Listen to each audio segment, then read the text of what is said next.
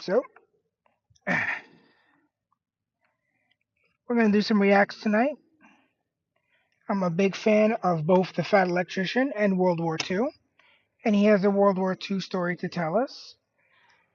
This is How a Chicken Farmer and Inflatable Tanks Won World War II. Agent Garbo and the Ghost Army by The Fat Electrician. Let's go.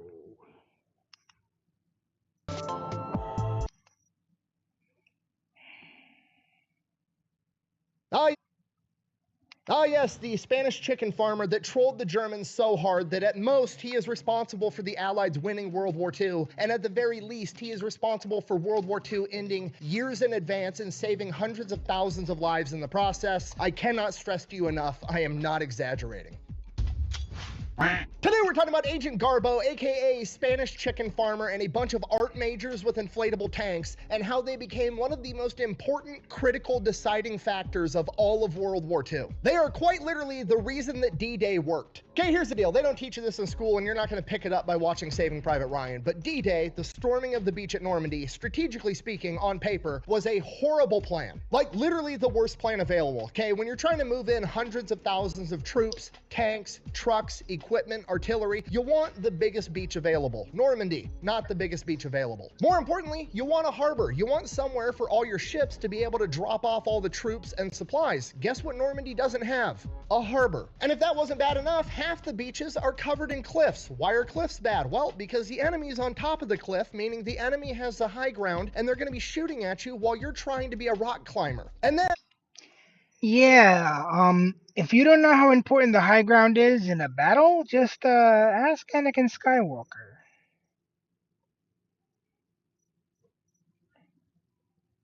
if you make it to the top of the cliff, now your back is up against a cliff and you have nowhere to fall back to. Okay, and I know what you're thinking. Well, that does sound like a bad idea, but because it's a bad idea, the enemy's not going to be expecting it, and you're going to be doing what the enemy isn't expecting, which is going to give you an edge. Most of the time, yes, but in this case, no, absolutely not. Why? Well, because the two most likely places for the Allied forces to launch a major invasion were Calais and Schoenberg. They both had ports, they both had big beaches, they were the perfect locations to launch a massive offensive. And Normandy is right in between the two, meaning that Germany has a ton of soldiers both in Schoenberg and in Calais, and it's not going to take them long to send their troops to Normandy to reinforce it and crush the entire offensive. Okay, if you're not picking up what I'm putting down, I'm trying to tell you that the beaches of Normandy are quite literally the meat and cheese of an ass-whooping sandwich, and the plan should not have worked. And the only reason that it did was because of a chicken farmer and a bunch of theater kids, and we're going to get into it right after word from our sponsor. This video is brought to you by Sundays. It's food for dogs. Doggies. Isn't that right, Mushu? All right. Okay. Oh, look at that doggy. Calm down. Our Anyway, so dogs are the Sundays for Dogs best. is dog food that's made with a bunch of human ingredients like, actual meat and not, ground up cartilage and pig dicks. The food actually looks different. Like, it actually looks like beef jerky. It doesn't smell like a bunch of dehydrated dog food. It's air dried. It's made here in America. Mushu loves it, and it's pretty much the only thing he'll eat now. Nope. It's like all the other fancy dog foods with none of the downsides, right? You don't have to open a can every time you go to feed your dog. You don't have to stick this shit inside your refrigerator. And you can get it as a subscription service, so it just keeps showing up to your house, because at least for me, every time I had dog food on my grocery shopping list, I would always forget. Then I had to make a trip just for dog food. So it's nice to have it just show up at the house. So if you want to give Sundays a try, I'm going to have a link and a discount code down below. Let's get back to the Ad on top of an ad. video. All right, I don't own a dog. I live in the city, so it's very impractical for me to own anything larger than like a Chihuahua. And I already had a Yip-O-Matic in junior high. I don't want one of those again. I want like a big dog. But if you want a dog, give that shit a try. Looks pretty good. All right, our story begins in 1912 in Barcelona, Spain, when Juan Pujol Garcia is born. Barcelona. My great-grandmother came from there. He grows up as the son of a farmer in the early 1900s. When he turns 18 years old, Spain at this point in time has mandatory military service. He goes off, he serves in the military for 6 months, hates it the entire time. He just wants to go back home and raise chickens. So he finishes up his military service, goes back home, has his own little poultry farm, and he's just living life for a couple of years. And then when he's 24 in 1936, Spain is thrust into civil war. Oh, my cabbages! Now, I'm oversimplifying this, but essentially the Spanish Civil War had two factions. You had the Republic, which were fascist, and then you had a socialist revolution, okay? So you've got extreme left-wing ideology and you've got extreme right-wing ideology, both of which are renowned for not getting along with one another. The more things change, the more they stay the same, it seems. Juan doesn't care. He hated being in the military. He doesn't want to be involved. He literally just wants to be left alone to raise his chickens and live life. But that's not really how civil wars work. So what ends up happening is the socialists determine that his mother and his sister are not sympathetic to the socialist revolution, and they throw them in prison. Shortly after that, Juan is conscripted to fight in the socialist military. You know, the same people Yeah, that sounds about right for socialists.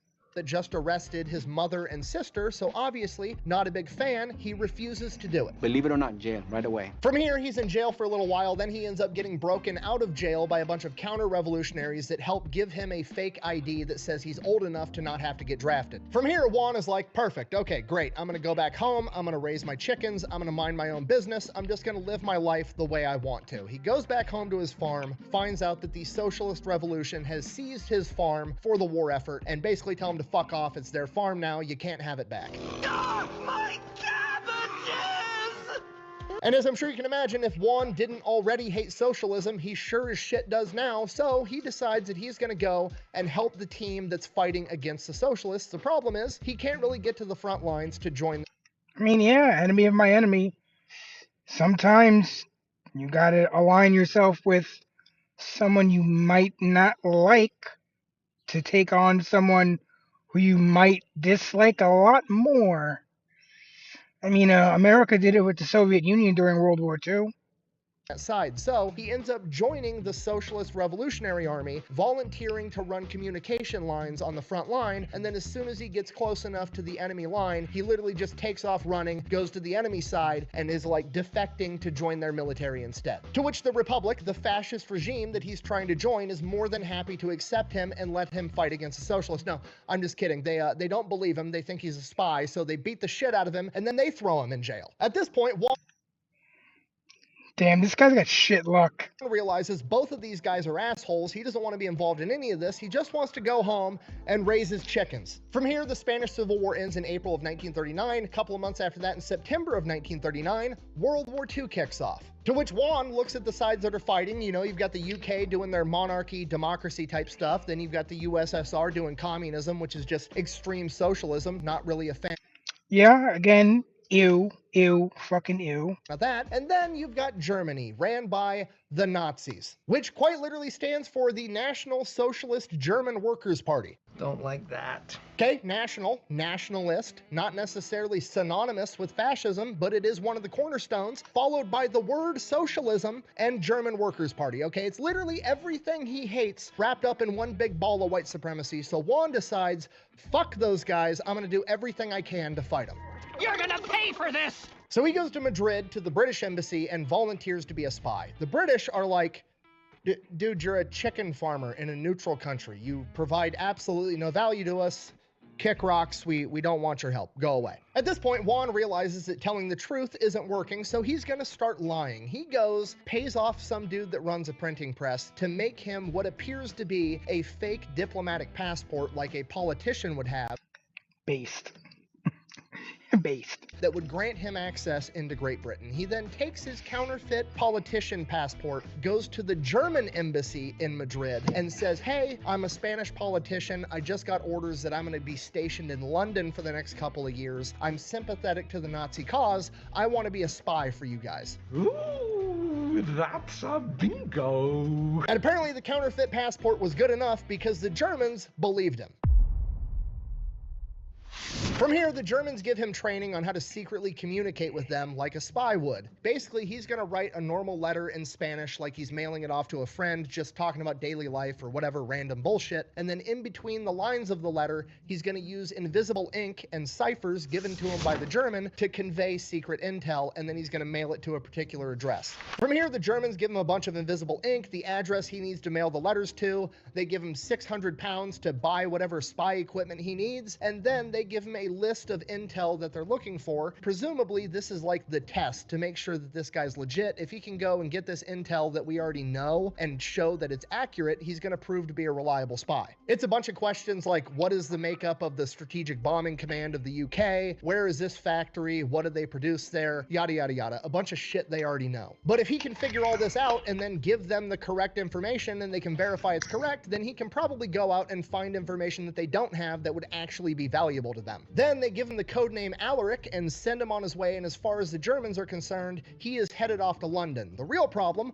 Juan can't get to London. He doesn't actually have a diplomatic passport. He has no viable reason for being there. And while the counterfeit passport worked on the Germans, it's not going to work on the British because it's their passport. They're going to know what a counterfeit looks like. I'm gonna need to see some identification.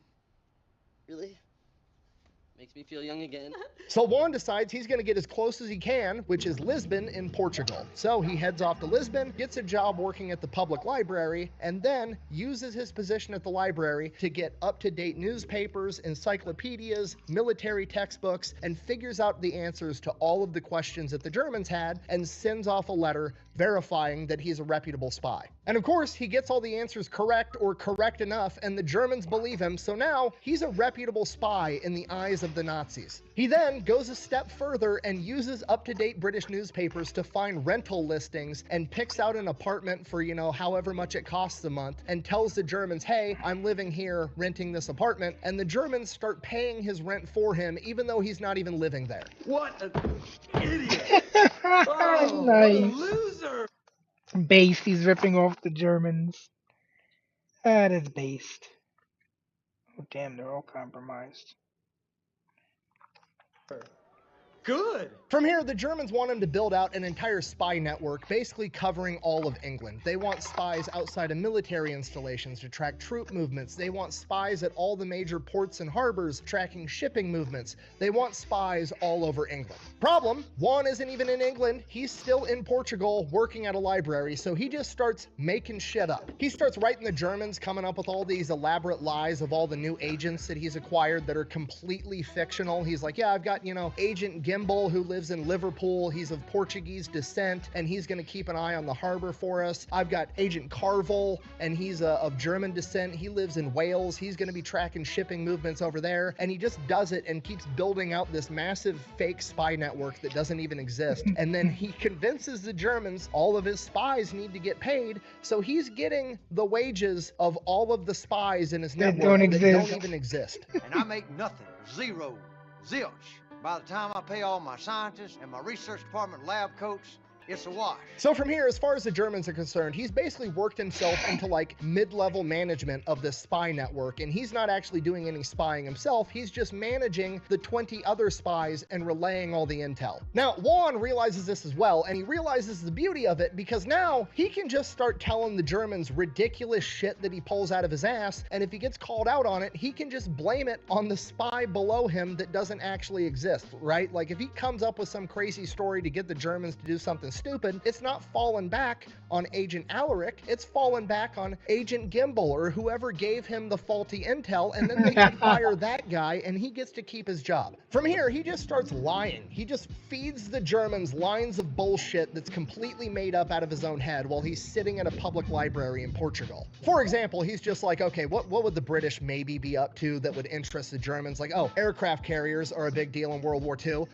Yeah, the British are designing some super massive mega aircraft carrier and they're testing it on, let me check my encyclopedia at the library, the biggest lake in Britain, Lake Windermere. Yeah, they're testing the new super carrier on Lake Windermere. Sends that off to the Germans, just complete made up bullshit. And it's working. So he's like, you know what? Fuck it. I'm going to throw a Hail Mary. I'm going to start actually being disruptive to the Germans. I'm going to start physically impacting the outcome of this war. He tells the Germans that his spy up in Liverpool spotted a massive British naval convoy and they're setting off. They're going to sail along the coastline, go through Gibraltar, and resupply all the Allied troops in Malta, and it's going to be a big deal. So the Germans are freaking out. They're like, holy shit, we're going to go take out this massive convoy with our warships and our submarines, and it's going to be a huge win for the Nazis. Hooray. Obviously, the convoy doesn't actually exist, but the Germans send out a... Is this a wild goose chase?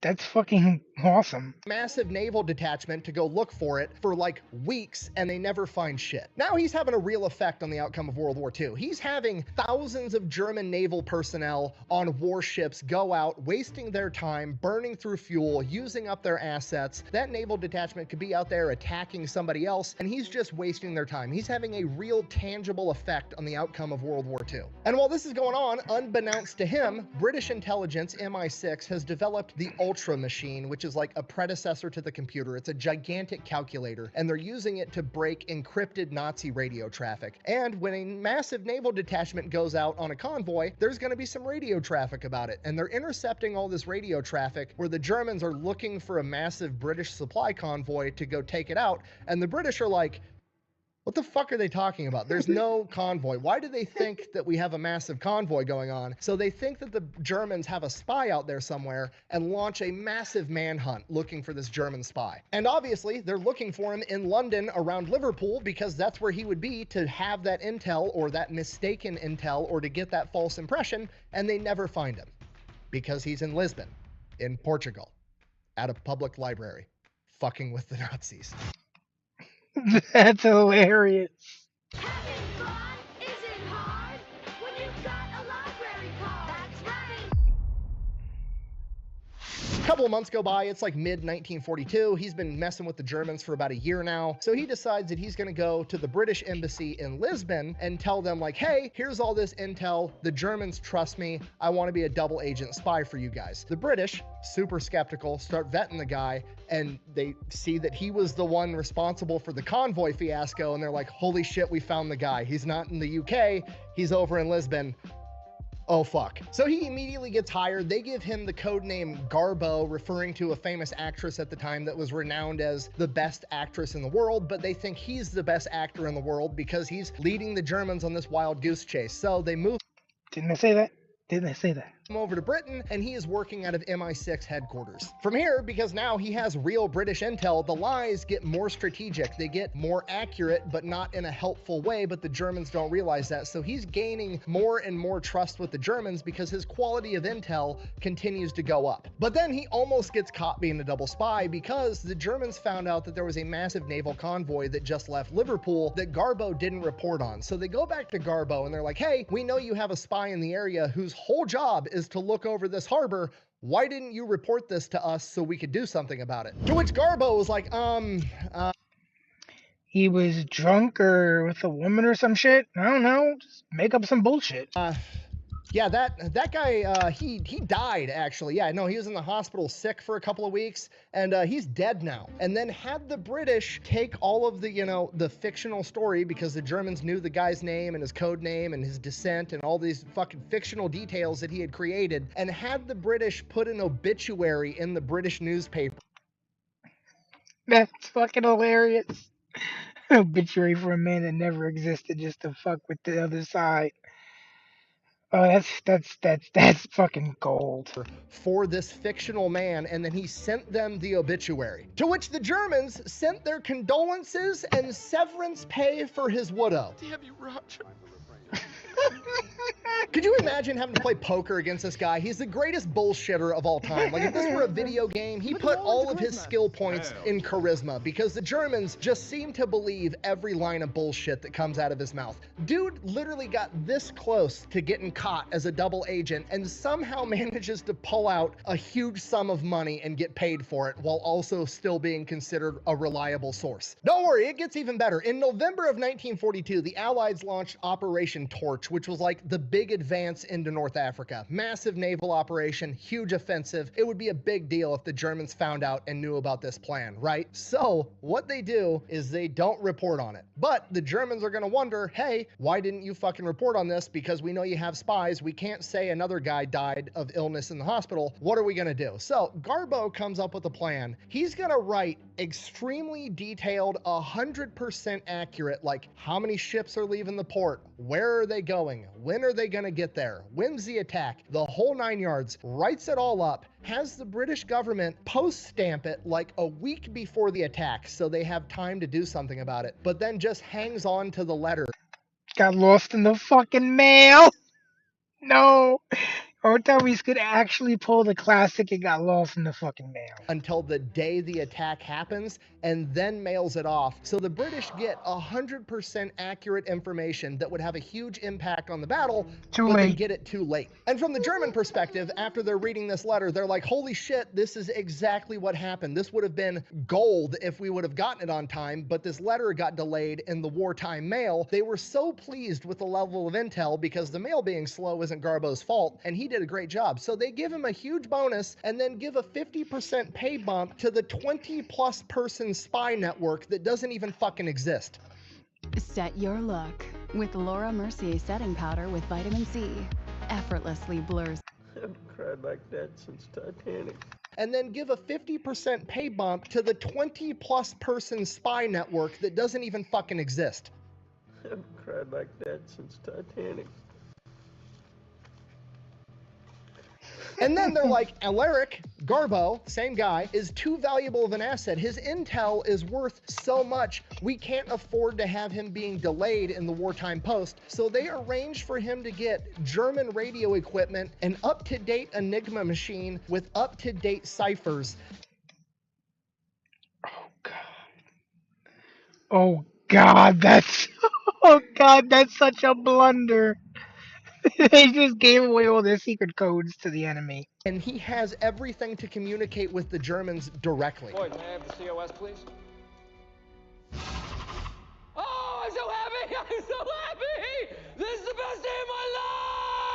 So now every time the Germans change the Enigma code in the Enigma machine, they don't need to crack it and develop the new cipher. They literally send the new cipher to their spy that's actually working for the British. Alaric, aka Garbo, aka a fucking chicken farmer from Spain, is now the most trusted, high-value spy that the Germans have from their perspective. And because of that, the Allies have him work on the most important deception mission of World War II, Operation Fortitude. All right, Operation Fortitude. It is basically one gigantic psyop. It is the miscommunication campaign to set the stage for D-Day. Now, D-Day in that of itself is pretty controversial. The British did not want to do D-Day. It's a big, risky move, having this massive amphibious landing. It could draw out the war for years or lose the war entirely if it fails. So the British wanted to take the more conservative route of going through North Africa, taking over Italy, and then pushing into the rest of Europe. Okay, nothing wrong with that. That's a good plan. However, it's going to make the war last longer, and the longer war lasts, the more resources you have to use, the more people are going to die, and most importantly, America's got to wrap this shit up because we've got another war scheduled with Korea in like 7 years, so we gotta get this ball rolling. Okay, on Our dance card is full. top of that, the Soviets are getting absolutely massacred on the Eastern Front, and if the Germans take over there, they're going to have access to all the Soviet resources, and the Germans are going to get even stronger, or potentially even worse, if somehow the Soviets pull it out of their ass and they win and they invade, they're going to take over all of Europe, and I don't fucking like the communists either, so we're not going to have either of those options. We got to get in there, fuck shit up, and leave. Okay, General Eisenhower's the Supreme Allied Commander. He's the one running the show, and he's an American, and America says we're doing D-Day. Guess what? We're doing D-Day. fucking D-Day. Now, obviously, I'm paraphrasing to a disgusting degree, but this is more or less how the conversation goes. Fuck, fine, we'll do the D-Day massive amphibious landing thing. Where do you want to do it? The most obvious place is going to be Calais. It's right across the Strait of Dover. That's named after a guy named Ben, right? What?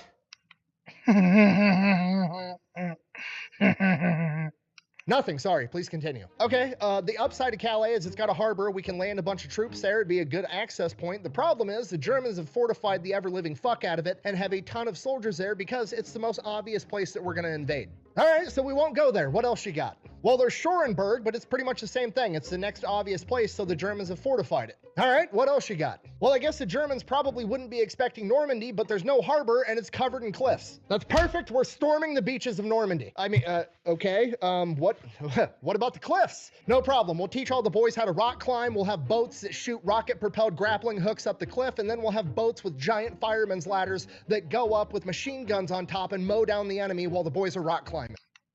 Fucking based. Fucking based. Okay, well, what, I mean, there's a lot of like rivers and ravines and creeks and stuff in that area. What if the Germans blow up the bridges and then our tanks get caught up in these little ravines and they can't cross? We've got that covered. Build bridges, we'll strap them to tanks, and we'll bring the bridges with us. Okay, humor me. Let's just assume all of that works. What about the lack of a harbor? Don't worry about that. We'll make one back home in America and bring it with us.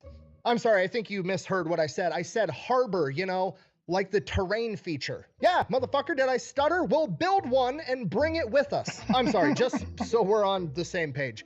You're gonna build a terrain feature in America and bring it with you to the invasion. Yes, it's not that complicated. We're gonna call it a Mulberry Harbor. It's gonna work great, okay? If you think that's impressive, we're building a portable star to give to Japan later. Just trust me, we're gonna figure it out. Okay. We just be building shit. Okay, I guess. What do you need from us? Well, you and the boys over at MI6 got the best spy network in the world. I need you to convince the Germans that we are, in fact, going to attack exactly where they think we're going to attack, over in Calais, to take a bunch of pressure off of Normandy so we have time to get in there and invade. Okay, I mean, we can fake radio traffic and give them false intel, but they're going to have aerial reconnaissance in the area, and they're going to see that we're not building up a massive army to invade, and they're going to know that we're lying. Okay, so we'll put a massive army there. Yeah, problem, we only have one massive army, so if we put it right across the Strait of Dover from Ben Dover. I get your joke now. Ha! Yeah, anyways, if we put the massive army right across the Strait of Calais, how on earth are we going to put the massive army where we need it over in Normandy to actually invade? We're going to fake it, obviously. Okay, here's the deal. I've got like 1,100 artsy-fartsy theater kid art majors that I don't really know what to do with. We're going to put them in charge of this, and they're going to build a fake ghost army that's going to imitate a massive invasion force. So I need you guys to start building fake wooden planes and fake wooden landing ships. I'm going to call the people that make the Macy's Day Parade floats, and I'm going to have them make us like 1,000 inflatable tanks, a bunch of inflatable trucks, and a bunch of inflatable artillery pieces, and we'll... That's so fucking awesome.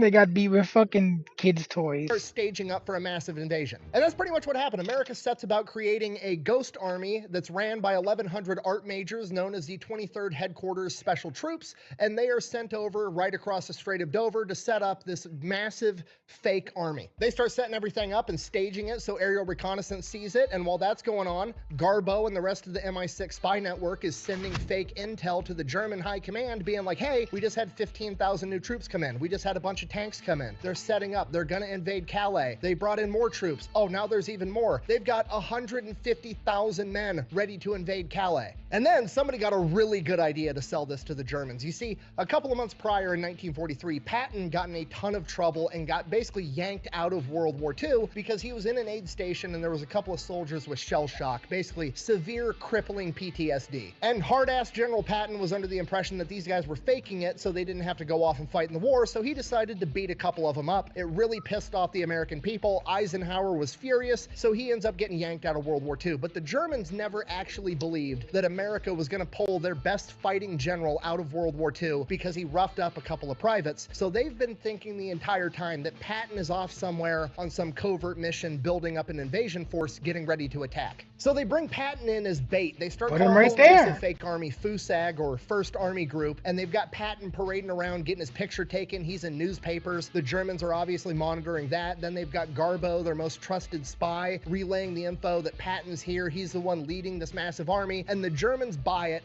Hook, line, and sinker. This is just too easy. So the Germans are like, if America's sending their best general to attack Calais, we're gonna send our best general. They send Erwin Rommel up there with like 150 to 200,000 soldiers. 19 infantry divisions and 2 armored divisions are all now in Calais waiting for Patton to come. This is it. This is gonna be the epic showdown between General Patton and Erwin Rommel, the 2 most well-known generals of World War II. Except it's not, because it's all bullshit.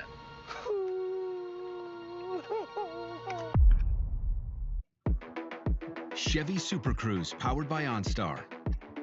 And Motor Trend's Best Tech Award for hands-free driving. And a new sense of freedom on the... Okay, in the days leading up to D-Day, Garbo and MI6 really set the stage. They tell them, like the day before D-Day, that a bunch of more troops just showed up, and it's going to be 2 weeks at the earliest that America's going to launch this attack. So if there's anything that happens before then, it's obviously going to be a diversion to try to get you to take some of your troops out of Calais to soften up the target for Patton. Because of this, Erwin Rommel on June 5th, hold on, let's go back. Let's go back. Because it's all bullshit.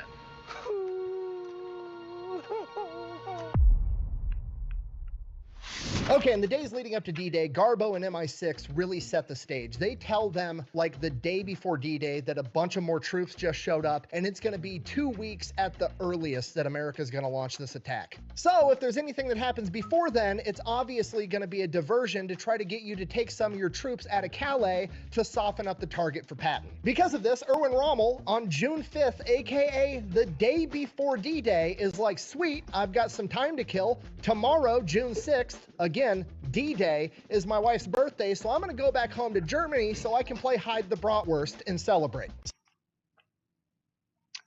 That is so serendipitous that one of the biggest generals on the other side just so happened to have his wife's birthday on the day we were launching our big invasion. That is just,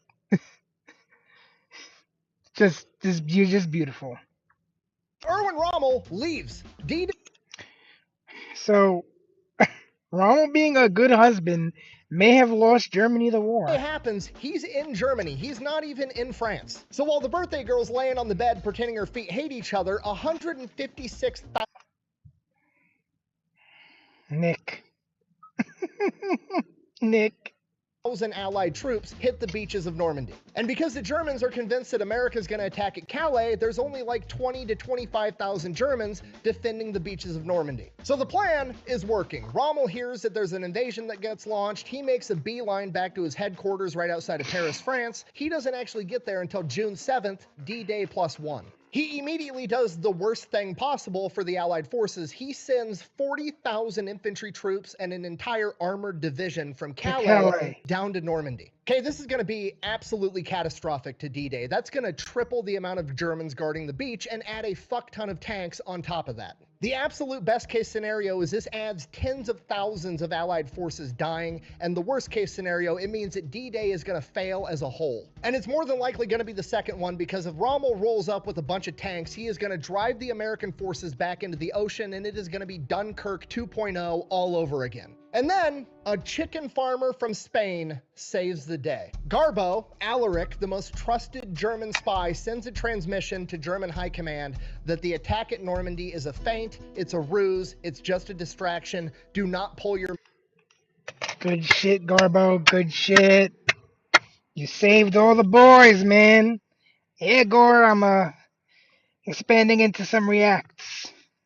Men out of Calais, and this makes it all the way into German high command and all the way to Hitler himself, and Hitler signs off on the order for Rommel to turn his forces around and go back to Calais and wait for Patton. Literally creating the timeline we live in today where D-Day was a success, and the cherry on top, Hitler then signs off on an order to award Garbo, Alaric, the Iron Cross, which is literally the Nazi equivalent of the Medal of Honor.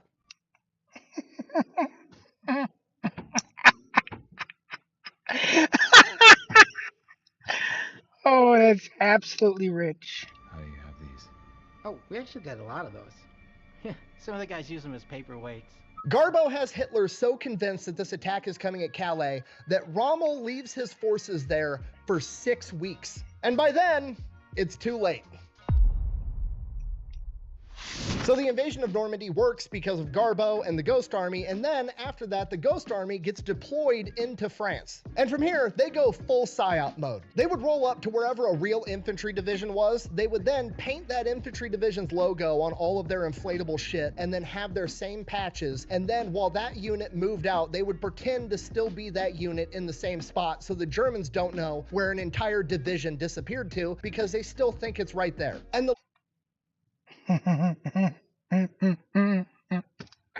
It's like using substitute in Pokemon. level they went to make it look like they were legitimately the unit they had replaced was incredible. The Ghost Army had their own Morse code guys, and they were going to be blasting out fake radio transmissions, fake Morse code, fake everything, in addition to all the inflatables and just appearing like a real military unit. And with Morse code, you can tell who the operator is. The way that your hand strikes the little keypad is very much like handwriting or your spoken voice. You can identify different people and different operators. operators. So these Ghost Army Morse code operators would go and sit with the real infantry division's Morse code operators and learn their exact handwriting, so to speak, so that they could mimic it perfectly. They had trucks with gigantic loudspeakers that would blast noises of tanks moving, trucks moving, NCOs yelling at soldiers to put that cigarette out, all kinds of shit to make it look like a real military unit was there. They took a bunch of theater majors, actors, and they would send them out into the nearby towns with the patches of whatever unit they were imitating, and they would go into bars and get drunk and have conversations dropping fake intel about where they're going next and what they're doing.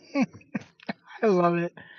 All warfare is based on deception, Sun Tzu. Next, so that German spies would hear about it and relay false information. Every major step the US military had to make, the Ghost Army was there drawing enemy fire the entire time. When Patton finally did return to theater in Operation Cobra, the Ghost Army was there. When US forces crossed the Siegfried Line, the Ghost Army was there drawing enemy fire and German attention so that they could actually cross at the real location. When Allied forces crossed the Rhine River, the Ghost Army was there pretending to build a bridge 10 miles away from where the real Allied forces were crossing. I keep calling them theater kids and art majors like it's an insult. It's not. These guys have the biggest balls on the planet. You know what sucks more than going into combat in a tank and having the Germans try to kill you?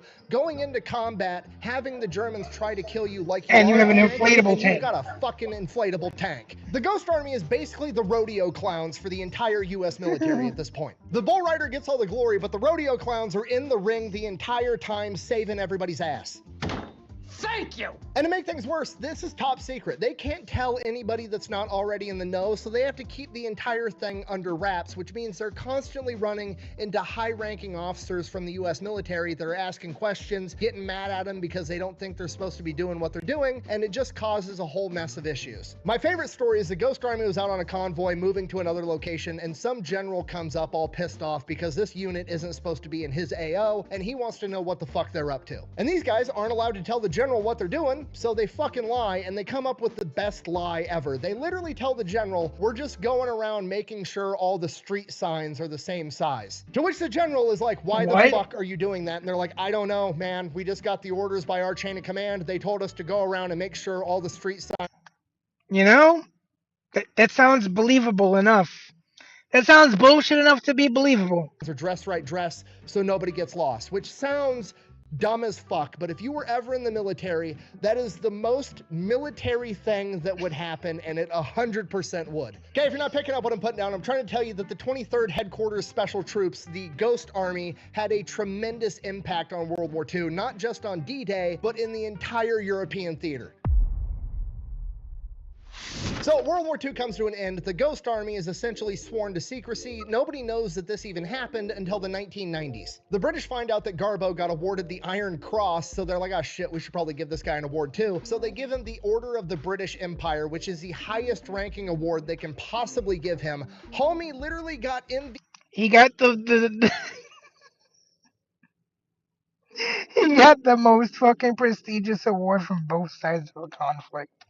playing for both teams. And the Nazis never even found out that he was a double agent. The British then give him a big lump sum of money as a thank you, and then he's kind of worried that Nazi sympathizers are going to track him down and kill him if they find out that he was a double agent that quite literally preemptively end World War II, if not is responsible for winning the entire thing. So in 1949, he fakes his own death and disappears. From here, everybody thinks he's dead for decades, and then 25 years later, a historian hears that he might be alive somewhere in South America and ends up tracking him down, and he's a teacher that owns a bookstore in Venezuela. So the British bring him back over for the 40th anniversary of D-Day. He gets publicly recognized. He's a hero. He finally gets his moment in the sunshine. He gets to go to Normandy and see where all of the battles unfolded. And then, while overlooking one of the cemeteries at Normandy, he said, and I quote, "I knew I saved tens of thousands of lives, You wish you could have seen but I more. don't think I did enough." And that is a story of how a chicken farmer from Barcelona and a bunch of theater kids with inflatable tanks helped win World War II. Thank you for watching. Best way to support the channel is go buy some merch over at thefatelectrician.com. Quack bang, out. I've said it once and I will say it again. Don't piss off the farmers. They're dangerous. My cap! Forget it. Oh, one more thing. I actually got the video for this idea when I went to the Spy Museum in Washington, D.C. with Ethan, Mr. Habitual Line Crosser here on YouTube. They actually had one of these inflatable tanks there in an exhibit. Me and Ethan actually have an exclusive show over on Pepperbox called Habitually Fat, where that's all we do is go to different museums all across the country and get guided tours. And that's just one of my exclusive shows there. I also have a show with PewView where me and him shoot a bunch of guns that we're not normally allowed to shoot on YouTube. I have a talk show with Angry Cops, Eli Double Tap, and Habitual Line Crosser called Kinda Consensual. You can even see all of us try to box each other on there. And the best part about it is I'm part owner of the entire streaming service, me and a bunch of other YouTubers, so there's no censorship, there's no ads, there's just one monthly subscription fee, and you can get a 2-week free trial if you wanted to go check it out.